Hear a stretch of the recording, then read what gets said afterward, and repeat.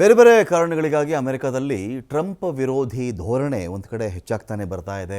ಸರ್ಕಾರಿ ನೌಕರರ ವಿಚಾರದಲ್ಲಾಗಬಹುದು, US ಏಡ್ನ ನೌಕರರು ಯಾರ್ಯಾರು ಇದ್ದರೂ ಅವ್ರ ವಿಚಾರದಲ್ಲಿರಬಹುದು, ಎಲ್ಲರೂ ಮನೆಗೆ ನಡೀರಿ, ರಿಸೈನ್ ಮಾಡಿಬಿಡಿ, ಈ ಥರದ್ದೆಲ್ಲ ಮಾತು ಬಂದಾಗ ಸೀದಾ ಅವ್ರು ಹೋಗಿ ಕೋರ್ಟ್ಗೆ ನಿಂತ್ಕೊಂಡ್ರು.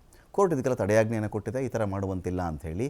ಇದೀಗ ನೋಡ್ತಾ ಇದ್ದರೆ ರಾಷ್ಟ್ರವಾದ, ರಾಷ್ಟ್ರೀಯತೆ, ಅಮೆರಿಕಾವೇ ಮೊದಲು, ಅಮೆರಿಕನ್ನೇ ಮೊದಲು ಅಂತ ಹೇಳ್ತಾನೆ ಇದೇ ಅಮೆರಿಕನ್ನರಿಂದ ಓಟ್ ಪಡ್ಕೊಂಡು ಬಂದಂಥ ಟ್ರಂಪು ದಿನೇ ದಿನೇ ಕೆಲವೊಂದಷ್ಟು ಕಾನೂನುಗಳನ್ನು ಮೊಟಕು ಮಾಡುವಂಥ ಕೆಲಸವೋ ಅಥವಾ ಜನಗಳ ಸ್ವಾತಂತ್ರ್ಯವನ್ನು ಒಂದು ರೀತಿಯಲ್ಲಿ ಕಂಟ್ರೋಲ್ ತಗೊಳ್ಳುವಂಥ ಒಂದು ಕೆಲಸವನ್ನು ಮಾಡ್ತಾ ಇದ್ದಾರೆ ಅಂತ ಒಂದು ಅನುಮಾನ ಶುರುವಾಗ್ತಾ ಇದೆ. ಇಲ್ಲಿ ದಿನೇ ದಿನೇ ಟೈಟ್ ರೂಲ್ಸಲ್ಲಿ ಜಾಸ್ತಿ ಆಗ್ತಾ ಇದೆ. ಇದೀಗ ಮತ್ತೊಂದು ರೂಲ್ಸನ್ನು ಹೇರಿದ್ದಾರೆ ಅಮೆರಿಕದ ಅಧ್ಯಕ್ಷ ಡೊನಾಲ್ಡ್ ಟ್ರಂಪ್.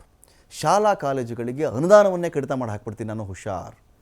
ಏನು ಅನುದಾನ ಬರ್ತಾ ಇದೆಯೋ ಶಾಲಾ ಕಾಲೇಜುಗಳಿಗೆ, ಈ ಅನುದಾನವನ್ನು ನಾನು ಕಡಿತ ಮಾಡಬೇಕಾಗುತ್ತೆ, ಎಚ್ಚರಿಕೆ.